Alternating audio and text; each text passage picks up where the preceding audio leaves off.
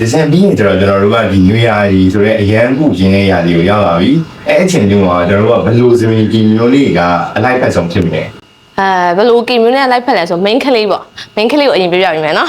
main ကလေးကိုကြာတော့ဘလူးကီမျိုးနဲ့လိုက်လဲဆိုတော့အသင့်တော်ဆုံးကတော့နွေရာသီနဲ့လိုက်ဖက်တဲ့ဘော့ကီပုံစံပေါ့နော်ဒါပေမဲ့တစ်ခုရှိရယ်ဘော့ကီရိုင်းတော့နွေရာသီနဲ့လိုက်ဖက်တာမဟုတ်ဘူးတချို့ကျတော့ဘော့ကီညံလိုက်တယ်တို့ရင်မဲ့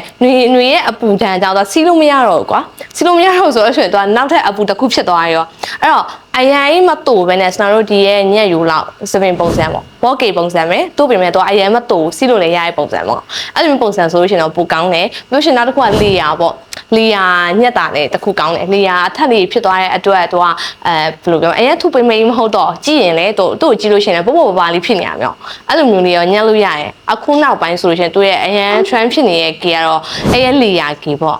ယောက်ျားလေးကတော့ထွေထူးပြောနေစရာအောင်မလုပ်နဲ့တူတယ်တော်တော်များများကြတော့တို့ကအပြောင်မဲညက်တာများရပေါ့နော်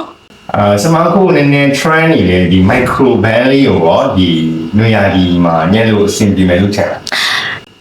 ကြိုက်တဲ့သူပြောဆိုတော့အဆင်ပြေရစနာတော့ဆိုတော့အဆင်မပြေဘူးဟုတ်လို့ဆိုတော့နှစ်ဖူးချွေးထွက်တတ်တယ်ကွာနှစ်ဖူးချွေးထွက်တာဖြစ်တဲ့အတွက်သူက micro band ရဲ့တဘောကလုံးဝတူတူလေးသူရဲ့ချွေးနဲ့အေးရဲ့စပင်နဲ့ကလုံးဝပြီဆိုရှင်တော့စနာတော့တိတ်တဘောမကြောက်ဒါတော့အကြိုက်ပေါ့နော်အတက်နိုင်ဆုံးမညက်ပါနဲ့လို့ပြောရှင်တယ်